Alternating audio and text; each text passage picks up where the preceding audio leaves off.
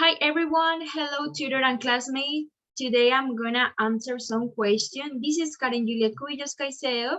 So let's start with the first question. A, what do you remember about your teachers in elementary school? One fact that I can remember about them, that they were very young. Maybe I was in a private school, so that was a fact that can relate with the fact that they were very young. And also, I remember that they were very creative in the moment to apply the activities in the classroom. So it's amazing because you can find some teachers that they they take out you in the routine and they apply some games, some new strategies. They are very creative. So that was a point that I remember in my elementary school. Who was your least favorite teacher in high school? Why?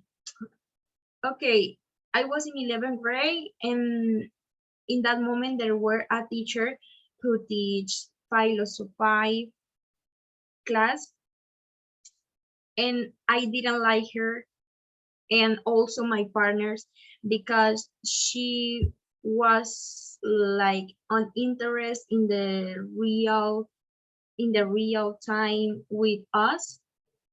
She was like an attitude, a disinterest attitude. I don't know if you can understand what I'm talking about, but I think philosophy in that moment for us were a important subject, and they were uh, she she wasn't prepared for that. I don't know if you can understand me. And she was like an attitude like, hey kids, open the page 300, read the text and make your conclusion, goodbye, like this. So on interest with the subject, I don't know, maybe that wasn't their subject in the professional role, I don't know. But yes, that was my least favorite teacher. Letter C, think about the best teachers you have had. Okay, do you still know their names? I remember one. Her name was Tatiana. Her name is Tatiana. Eh, Her name was Tatiana, and she was my Spanish teacher.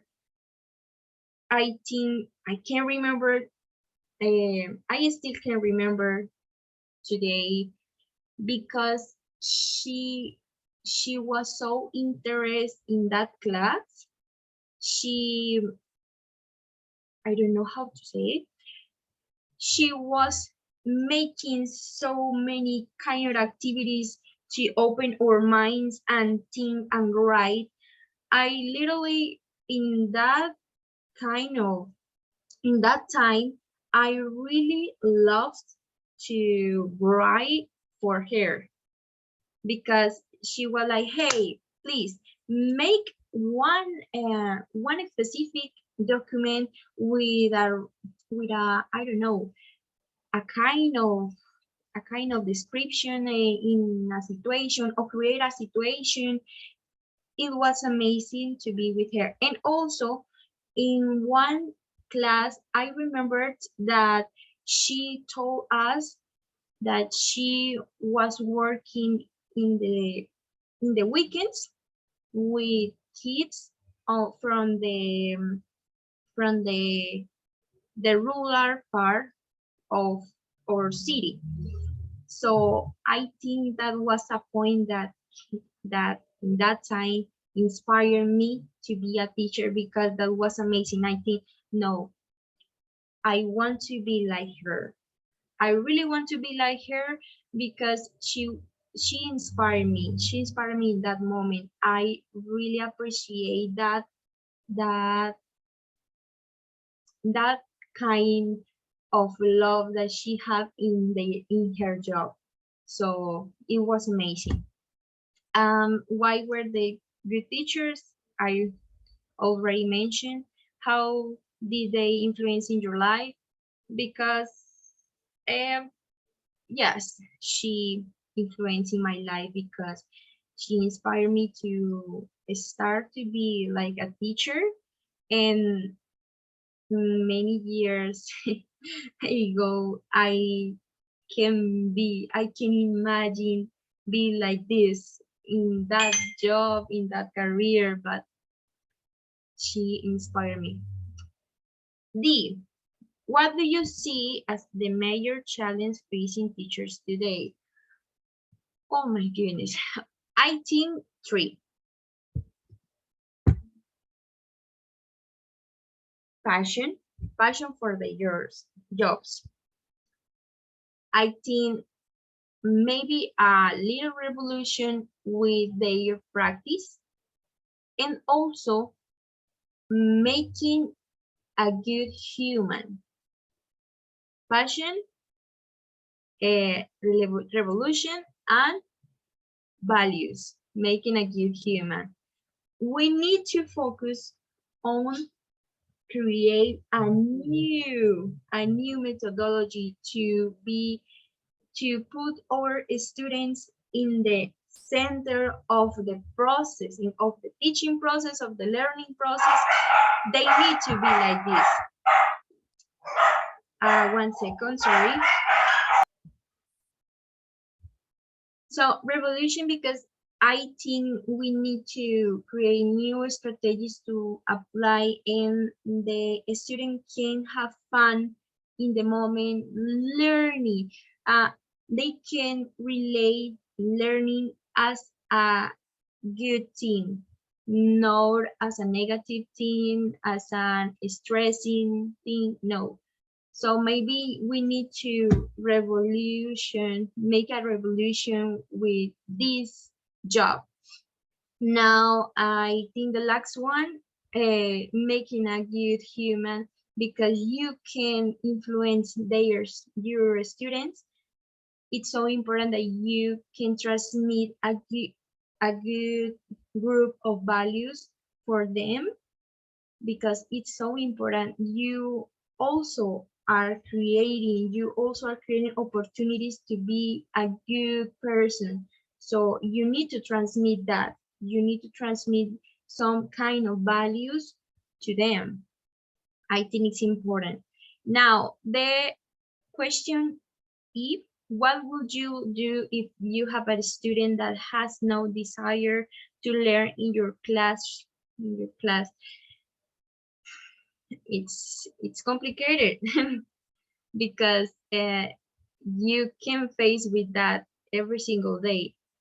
Maybe the student wasn't in their mood. So I think maybe I recommend to stay quiet, stay in their chair.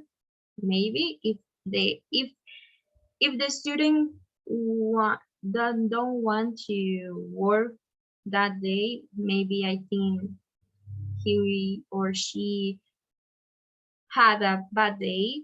So I think I can force them to work with me because I am I am doing a bad job in that moment. So maybe try to understand the situation, try to understand that the desire, it's not my fault. It's just like maybe the environment of the student or the problems in their life, because you can face with that some uninterested students in your classroom. So if they don't want to work in that day with you, you can force them.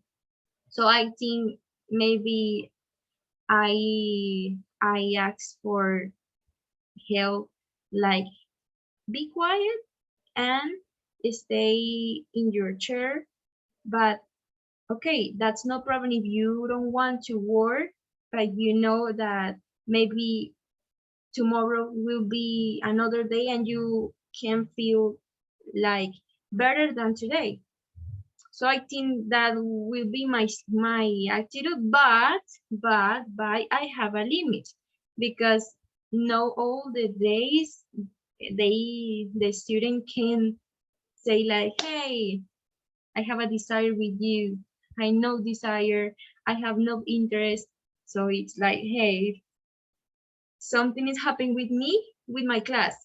Because if you have that attitude in that moment, it's like my fault.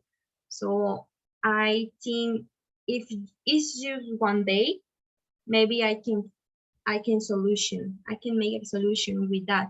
But if it's all the days in the classroom, all the period, it's complicated to make a solution, because it's, I don't know if it's me, and if my work, if my teaching process, it's affecting the student. So it's complicated, very complicated. Okay, thank you, teacher and classmates, for seeing me. This is Karen Cubillos, and that was all for the tax. Thank you so much. Goodbye.